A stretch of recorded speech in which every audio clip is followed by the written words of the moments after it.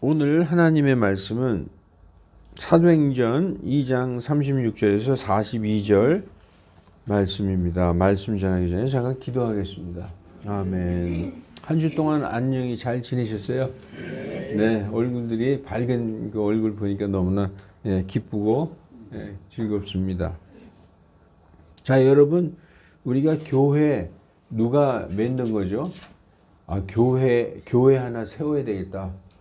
그래, 사람들이 세운 겁니까? 그렇지 않다는 겁니다. 교회는 하나님이 세우셨어요. 성령 하나님께서 교회를 세우시고, 그래서 이제 하나님께서 천지 창조하시고 만물을 다스리잖아요. 그러면 그 아들 하나님께서 이 땅에 오셔서 하나님이 가장 사랑하시는 사람들을 구원하시기 위해서 십자가에 돌아가셨어요. 그리고 돌아가신 후에 3일 만에 부활하시고 제자들에게 당부하신 다음에 승천하셨어요. 그 다음에 뭐가 생겼느냐? 성령님께서 오셔서. 그러니까 이 하나님께서 하시는 역할 분담이 있는 것 같아요. 아버지께서 하시고, 그 다음에 아들이 오셔서 하시고, 그 다음에 아들이 올라가신 다음에 성령님께서 오셔서 이 교회를, 우리는 눈에 보이지 않지만 이 교회를 누가 인도하시고 이끌어 가시는 것입니까? 바로 성령님이 하신다고 성경은 말씀하고 있습니다. 자, 오늘 사도행전 2장 36절에서 42절까지 보면은 이 부분 한 부분이기 때문에 이해하기가 좀 힘드실 거예요. 왜냐, 이걸 다 읽은 분들은 이게 왜 이 말씀이 나왔는지 알겠지만, 읽어보지 않은 분들은 갑자기 그런즉 이스라엘의 온 집은 확실히 알지니 이렇게 얘기하니까 이게 무슨 말씀이냐 좀 이해가 안 되실 겁니다. 그래서 우리가 이 말씀을 이해하기 위해서 1장부터 간단히 한번 살펴볼게요. 1장. 2장을 이해하기 위해서 특히 2장의 이 36절부터 42절을 우리가 이해하기 위해서 1장부터 한번 요점을 간단히 살펴보겠습니다. 사도행전 1장 4절, 5절, 그리고 7절, 8, 9절. 우리가 봐야 될 건 4, 5, 8절인데 이 빨간 글씨만 읽으시면 돼요. 예수님께서 십자가에서 돌아가신 다음에 사흘 만에 부활하셨죠. 부활하신 다음에 바로 하늘로 올라가신 게 아니라 많은 성도들에게 나타나셨어요. 고린도전서 15장에 보면 4, 5, 6, 7, 8절에 보면 처음에 묻히셨다가 성경대로 사흘 만에 일어나셨고 처음에 게바에게 보이시고, 게바는 베드로죠. 게바에게 보이시고 12 형제에게 보이시고 그 후에 500여 형제에게 한 번에 보이시고 그중 더러는 우리 가운데 살아있고 더러는 잠들었도다 이렇게 나와요. 그러니까 500명 정도 되는 성도가 예수님의 부활을 다 목격을 했는데 그 중에 대부분은 살아있다 이거예요. 우리와 같이 살아있고 더러는 잠들었고 그 다음에 야고보에게 보이시고 그 다음에 12 사도에게 보이시고 맨 끝에는 나같이 제때가 지나서 태어난 자 같은 나에게도 보이셨느니라 이렇게 예수님의 부활을 얘기하고 있어요.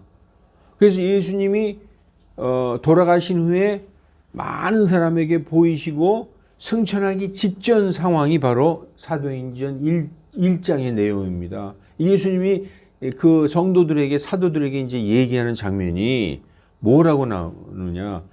예수님이 그랬어요. 너희들은 예루살렘을 떠나지 마라. 그리고 기다려라.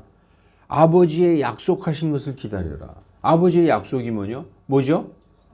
아버지께서 그랬어요. 요한복음 14장, 15장, 16장에 보면은 요한복음에 보면은 내가 떠나가면 내 뒤에 아버지께서 그 보혜사를 보내시리니 개역성경에 보혜사라고 되어 있죠.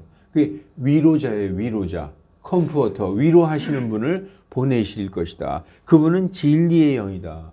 이렇게 그 성령님을 보내실 것을 얘기했어요. 그래서 너희는 예루살렘을 떠나지 말고 하나님이 약속하신 그 성령을 기다리라 이렇게 얘기하고 있어요.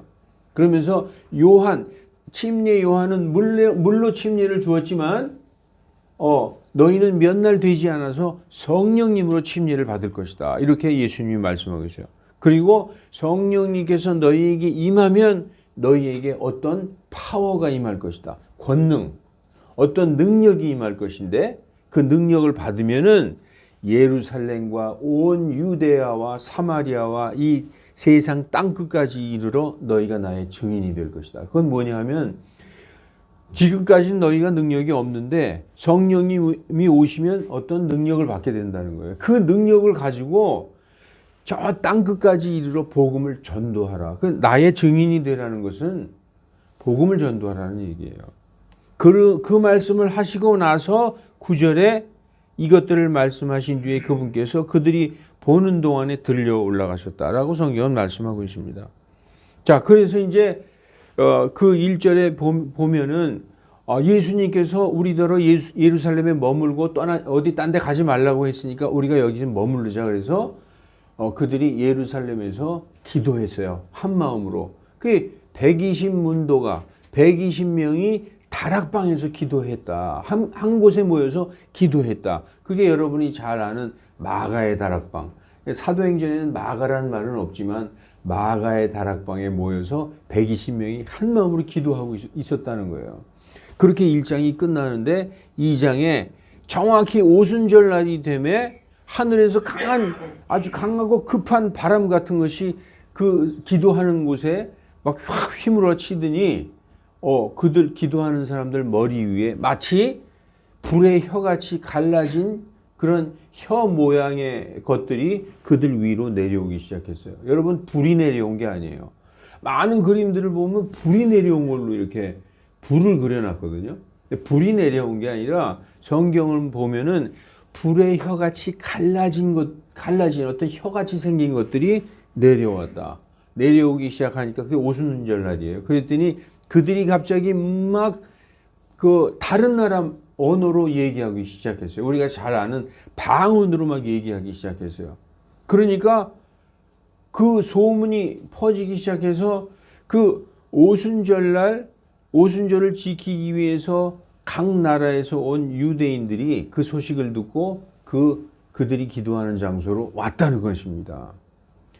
유대인들은 1년에 3번 반드시 하나님 앞에 나와요. 그래서 외국에 있다가도 예를 들어서 내가 만약에 제1교포다. 일본에 살다가도 나는 한국 사람이지. 그러면 뭐 설날 지키러 오듯이 유대인들은 반드시 예루살렘 성전으로 1년에 3번 옵니다. 그래서 그 오순절을 지키러 왔던 15개국에서 왔던 그 많은 교포들, 유다인들이 거기 기도하는 곳에 왔더니 전부 자기가 태어난 곳의 그 나라의 말로 막 얘기를 하는 거예요. 깜짝 놀란 거죠. 저 사람들은 유다인들이고 내가 태어난 곳에 가본 적도 없는 사람들인데 어떻게 저 사람들이 내가 태어난 곳의 말로 막 얘기하냐. 깜짝 놀랐어요. 놀래서 너무나 충격을 받았는데 갑자기 이제 그 사람들이 술렁술렁 하더니 저게 지금 술 취해서 헛소리 하는 거야. 이렇게 그 분위기가 갑자기 술 취해서 그런다. 술 취해서 헛소리 한다. 이걸로 이제 흘러가는 겁니다. 그랬더니 같이 있던 사도들과 베드로가 벌떡 일어났어요. 베드로가 설교하기 시작합니다. 지금 너희가 지금 이렇게 여러 나라 말로 다 말하는 걸 들은 거를 들었지 않느냐. 그거를 술 취했다고 생각하는데 지금 3시다, 3시. 유대인들의 3시는 9시예요. 아침 9시. 우리보다 6시간이 빠르니까. 지금 아침 9시다. 술 먹고 취해서 그런 게 아니라 너희가 구약 성경 잘 알지 않느냐.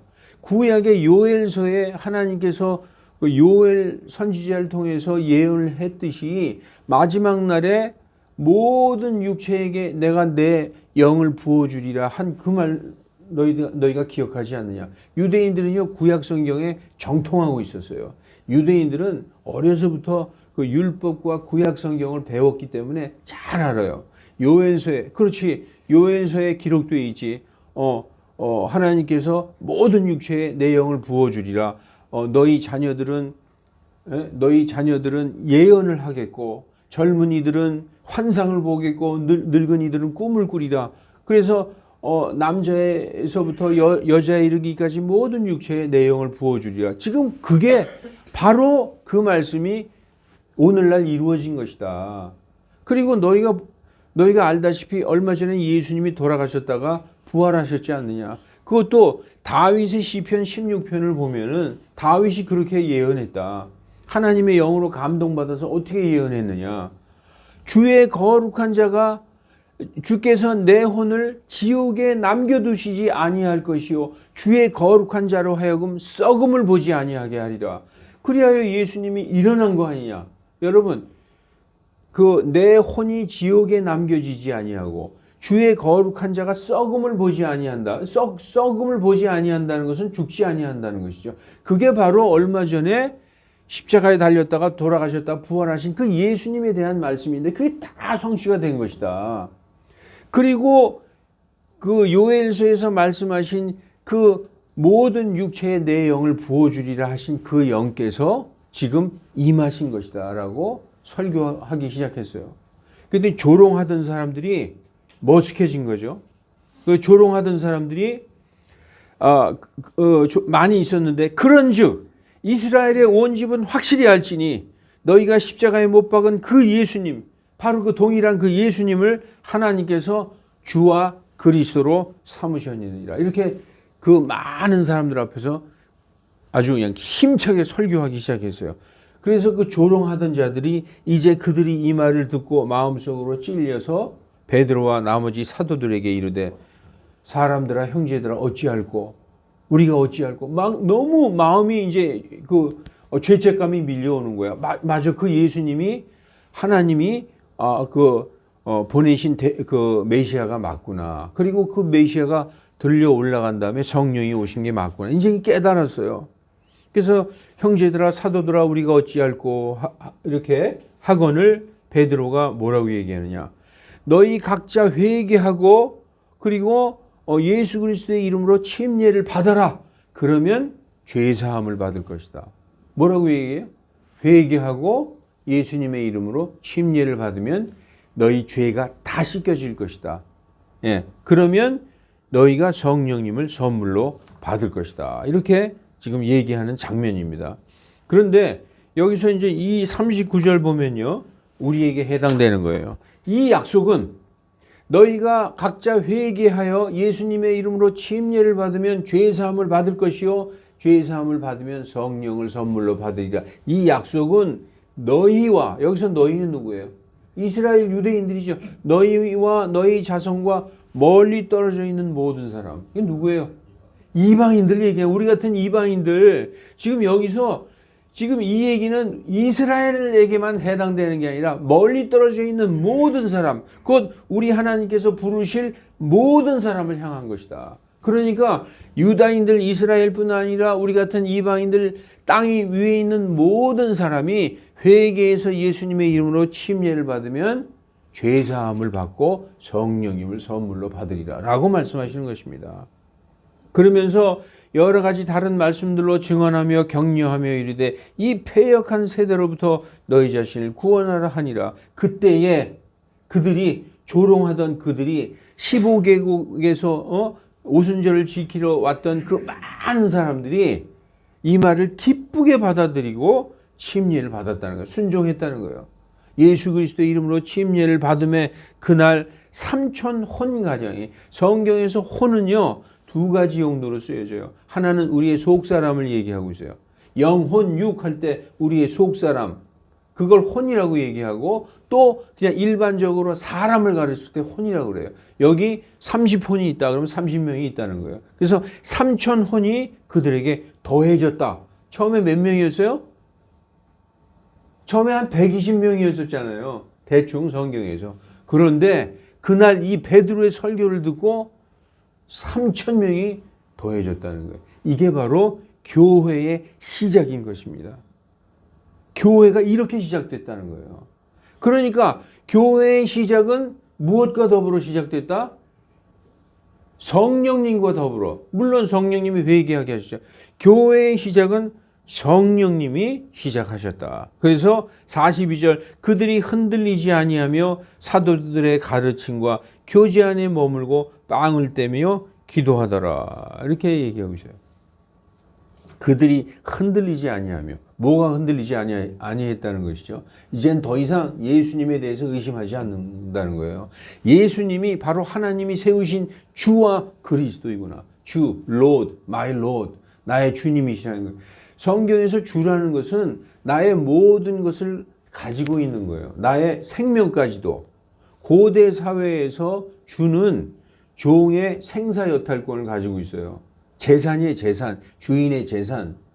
그래서 나의 주. 그러면 나의 생명도 그분의 손에 맡기는 거예요. 주, 그리고 예수 그리스도. 크라이스트는 이 헬라어로 구원자, 히브리어로 메시아 똑같은. 그러니까 주 예수 나의 구원자로 세우셨다는 거예요.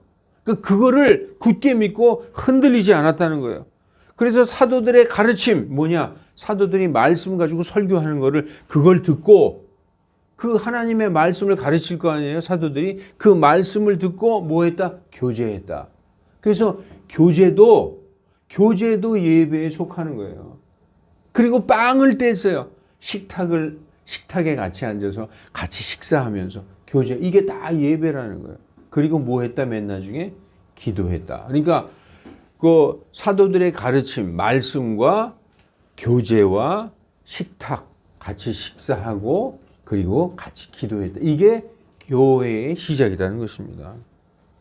그래서 여러분 2장의 1절부터 13절을 보면 오순절날 성령님이 임하시고 15개국에서 온 사람들이 조롱하는 모습이 나와 있어요. 그리고 2장 14절에서 40절까지 베드로의 유다인들을 향한 설교가 나와 있는 것입니다. 여러분 사도행전은 다른 말로 그래서 성령행전입니다. 성령님께서 사도들과 하나님의 사람들을 이용하여서 어떻게 그 예수 그리스도의 복음을 온 세상 끝까지 전하셨는가. 그 위대한 여정이 사도행전에 나와 있습니다. 그 모든 일을 누가 하셨다? 성령님이 하셨기 때문에 성령행전이라고 하는 것입니다. 그러므로 1, 2장에서 가장 핵심 단어는 뭐냐? 성령님이에요. 우리 사도행전 1장, 2장의 가장 핵심 단어는 성령님입니다.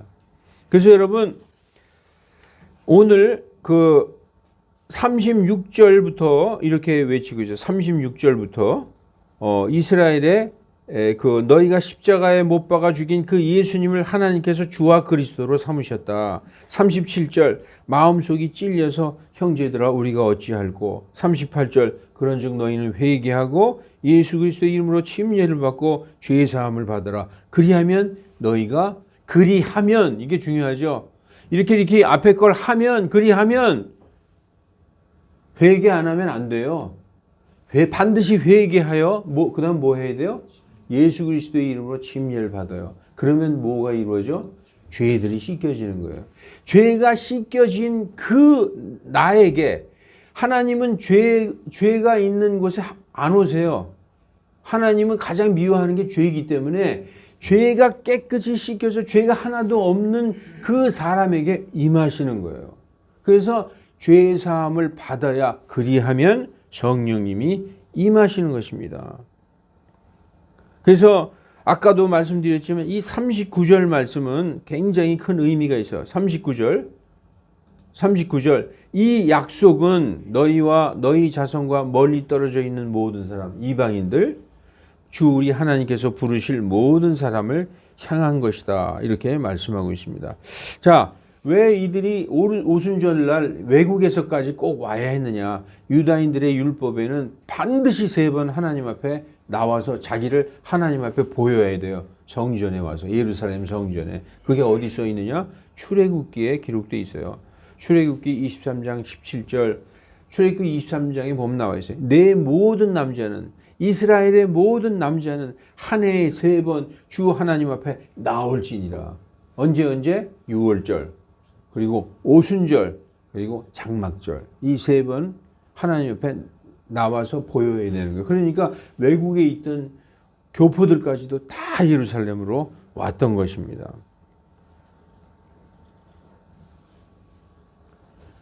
여러분, 조롱했던 그들은 회개하고 예수님을 주와 그리스도로 받아들였습니다. 성령님이 오신 오순절날 성령님의 파워로 예루살렘의 교회가 시작되었습니다. 이것이 오늘 설교 제목인 교회의 시작인 것입니다. 여러분, 사람은 단순해요. 사람은 아주 단순합니다. 기적 같은 일을 보면 너무 놀래요. 제가 만약에 여러분 각자 어제 저녁에 뭐 먹었다 이거 다 맞히면 난리 날 겁니다. 이 교회 미어 터질 거예요. 아마 전국에서 다 몰려들 거예요. 여러분, 어떤 사람들이 기도를 하는데 아니 막 소련 말로 하고 막 영어로 하고 또 뭐 일본어도 하고 미얀마 언어도 하고 뭐 온 사람들이 다 알아들었어. 무슨 얘기하는지. 이게 엄청난 기적이잖아요. 사람들은 그런 기적을 보면은 단순해요. 완전히 뒤집어지는 것입니다. 외국에 간 적도 없는 사람이 내가 태어난 곳의 언어로 유창하게 말한다. 그리고 다 정확하게 알아듣게 말한다. 엄청난 일이 일어난 것입니다. 그리고 그게 누가 그렇게 한 것이냐. 바로 성령님께서 오셨다는 그 표적을 보여주기 위해서 그랬다는 거예요. 이게 성령님이 오셨다는 증거를 보여주신 것입니다. 그리고 이어서 베드로의 유창하고 설득력 있는 그 설교, 이런 것들이 다 사람이 아닌 누가 했다? 성령님의 능력으로 한 거예요. 여러분, 베드로는요 평생 고기만 잡던 사람이에요. 그냥 한마디로 우직하고 뭐라 그럴까 좀 뭐 이렇게 지적인 거하고는 좀 거리가 있던 사람이죠. 근데 오늘 이 설교를 들어보면 기가 막히게 사람들의 마음을 그럼 우리가 어떻게 하지? 막 할 정도로 그렇게 마음을 뒤집어 놓을 정도의 엄청난 설교를 한 것입니다. 이게 누가 한 것이에요? 성령님의 능력으로 했다. 이렇게 교회는 성령께서 예루살렘을 살렘에 처음 세우시고 시작하신 것입니다. 성령님이 오시기 전에는 사도들도 성도들도 아무것도 못했어요. 아무것도 못하고 예수님이 돌아가신 후에 어떻게 했어요? 그냥 다 자기 고향으로 가서 다시 고기잡이하고 무기력하게 있었어요.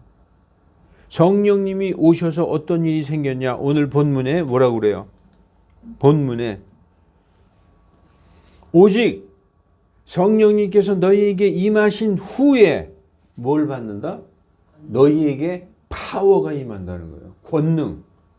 어떤 능력이 임하는데 그 능력을 너희가 받고 예루살렘과 온 유대야와 사마리아, 이게 이스라엘 전체를 얘기하는 거죠. 거기뿐 아니라 땅의 맨 끝 지역까지 이르러 나를 위한 증인이 되리라. 이렇게 말씀하고 있는 것입니다. 성령님이 오신 후에는 사도들과 성도들은 완전히 다른 사람이 되었어요. 완전히 달라졌습니다. 능력을 받았습니다. 사도들에게는 사도의 표적이 주어졌어요. 사도의 표적. 이 사람이 진짜 하나님의 그 예수님의 제자가 맞아 하는 그 눈으로 보고 알 수 있는 능력이 주어졌다는 거예요. 여러분, 베드로가 그 기도 시간을 정해놓고 기도하러 갈 때 성전 미문 앞에 안진뱅이가 태어나서부터 안진뱅이가 앉아 있었잖아요. 베드로가 이렇게 기도하러 갈 때 성전 앞에 성전 미문, 아름다운 문이라는 그 미문 앞에 날 때부터 안진뱅이였던 사람이 깡통 앞에 하나 놓고 구걸하고 있었어요. 베드로가 내게 은과 금은 없으나 예수 그리스도의 이름으로 명하노니 일어나 걸으라 했더니 벌떡 일어났어요. 막 뛰어댕겼어요. 여러분, 그게 바로 예수님께서 그 성령님께서 오셔서 임한 능력의 표시라는 거예요. 사도 바울은 여러분 성경 읽다 보시면은 그 사람의 그 앞치마 손수건만 갖고 병자 앞에 이렇게 갔다가 대기만 해도 모든 병이 다 물러났어요. 이게 뭐냐? 이분이 바로 예수님의 제자인 사도가 맞다 하는 사도의 표적이 주어졌습니다. 베드로의 능력, 사도 바울의 능력을 성경에서 우리가 읽으면 볼 수 있습니다. 무식한 뱃사람이었던 베드로의 말과 그 글을 보세요. 완전히 달라진 걸 우리가 볼 수 있습니다. 그리고 예수님께서 살아생전에 하셨던 말씀을 그들이 다 기억해요. 하나도 안 잊어버리고 다 기억하게 하신 거예요. 누가 하신 거예요? 성령님이 하신 거예요. 여러분, 마태복음, 마가복음, 누가복음, 그들이 어떻게 천재예요? 그걸 어떻게 다 기록했어요? 거의 내용을 보면 거의 같잖아요. 성령님께서 그것을 다 기억하게 하시고 성경을 기록하게 하신 것입니다. 사람이 한 게 아니라는 거예요. 성령님이 오셔서 능력을 받고 그렇게 하신 것입니다. 전엔 그 이해하지도 못했던 예수님의 그 말씀의 의미도 완전히 깨달았어요. 예수님이 살아생전에 하셨던 말씀이 너무 어려워. 그래서 이게 무슨 말씀이지? 서로 의논도 하고 막 그거 가지고 근심도 하고 그랬거든요. 근데 이제 그 말씀의 뜻을 다 완전히 깨닫게 된 것입니다. 여러분, 그래서 아는 것만큼 믿게 되고 믿는 것만큼 사도들과 성도들은 정말 능력 있게 복음을 증거하고 예수님의 명령대로 복음을 땅끝까지 증거할 수 있게 되었던 것입니다. 여러분, 성령님이 함께 계시면 모든 진리 가운데 있게 된다라고 성경이 말씀하고 있어요. 여러분, 이거 잊지 마세요. 성령님이 함께 계시면 성경 모든 말씀 우리 다 알 수 있게 되는 거예요. 요한복음 16장 13절, 그러나 그분 곧 진리의 영께서 오시면, 그렇게 아버지께서 보내주시겠다고 약속하신 그 보혜사, 내가 가면 너희를 고아처럼 내버려 두지 않고 하나님이 나 대신에 진리의 영을 보내주실 텐데, 그 진리의 영께서 오시면 너희를 모든 진리 가운데로 인도하시리니, 다 깨닫게 하신다는 거예요. 모든 진리를 알게 된다는 거예요. 그래서 이 성령님은 스스로 말씀하지 아니하시고 무엇이든지 자기가 들은 것만을 말씀하시며, 더 이상 성경 말씀에 덧붙여서 말씀하는 게 아니라 이미 기록된 말씀을 다 깨닫게 해주신다. 그리고 앞으로 일어날 일들을 너희에게 보이시리라, 이렇게 말씀하고 있습니다. 이제 말씀을 정리하겠습니다. 사랑하는 성도 여러분, 이 시대의 교회는 어떤 모습입니까? 성령님의 능력을 찾아볼 수 없는 교회들이 됐어요. 정말 성령님의 능력이 아니라 모두 사람들의 능력으로 교회를 하는 것 같아요. 그러면 더 이상 그건 교회가 아닌 모습입니다. 마치 교회가 산소호흡기 달고 심박동을 미미하게 이어가는 식물인간 닮은 그런 모습 같지 않습니까? 교회가 그렇게 돼버렸어요. 왜 새해 첫날 이런 말씀을 드릴까요? 이 시대의 교회들은 정말 초대교회의 그 사랑과 감동과 기쁨과 은혜가 많이 사라졌다는 것입니다. 오늘 본문 42절에 오늘 본문 42절 한번 봐요. 42절에 뭐일 수 있어요? 그들이 흔들리지 아니하며 사도들의 가르침과 교제 안에 머물고 빵을 떼며 기도하더라, 이렇게 얘기하고 있어요. 이 말씀 보면 초대교회는 아까 제가 말씀드렸듯이 말씀과 교제와 또 뭐죠? 식탁 교제, 사람들이 가장 가까워질 수 있는 게 식사하는 테이블에서예요. 그 성경에 보면 식탁에서 그 예수님이 말씀하시는 장면이 참 많이 나옵니다. 그리고 기도, 그 가운데 항상 함께하는 것을 볼 수 있습니다. 이게 초대교회의 모습이었어요. 여러분, 그래서 새해부터는 정말 이렇게 교제를 많이 해야 되겠다. 우리가 식사도 참여하고 또 말씀 교제도 하고 같이 기도도 하고 그래야 되겠다. 그런 생각을 여러분들이 이렇게 마음속에 가지시길 바랍니다. 하나님은 어제나 오늘이나 동일한 분이시잖아요. 성령님도 동일한 분이시다. 성령님의 능력은 초대교회나 지금이나 동일하다는 거예요. 여러분, 하나님 아버지가 어제나 오늘이나 동일하신 분인데 성령님의 능력은 초대교회 때는 어마어마했는데 지금은 다 사라졌을까요? 아니라 동일하다는 거예요. 근데 그걸 깨닫지 못하고 있는 거예요. 여러분, 방언 못 받아서 성령님을 인식하지 못합니까? 방언을 못 받아서 그런가? 방언 막 하는 교회가 성령님, 그 교회만 성령님이 있는 거예요? 그거 아니라는 것입니다. 우리가 말씀과 기도 가운데 있으면 성령님께서 우리를 인도하시게 돼 있어요. 말씀과 기도를 등한시하면 성령님도 그분의 그 성령님의 능력도 그분을 인지하지도 느끼지도 못하게 됩니다. 여러분 안에 계신 성령 하나님은 여러분이 말씀과 기도로 구할 때 여러분께 능력을 보이시고 여러분도 그 능력을 느끼게 될 것입니다. 여러분 성령님을 저쪽에 따로 띄어서 골방에다 가둬놓지 말라는 거예요. 말씀과 기도 가운데 성령님께 구하면 성령님이 우리와 함께 하시고 우리에게 길을 인도하시고 우리의 기도도 들어주시고 우리에게 눈을 띄어서 가르쳐 주시기도 하고 그 능력을 우리에게 주신다는 것입니다.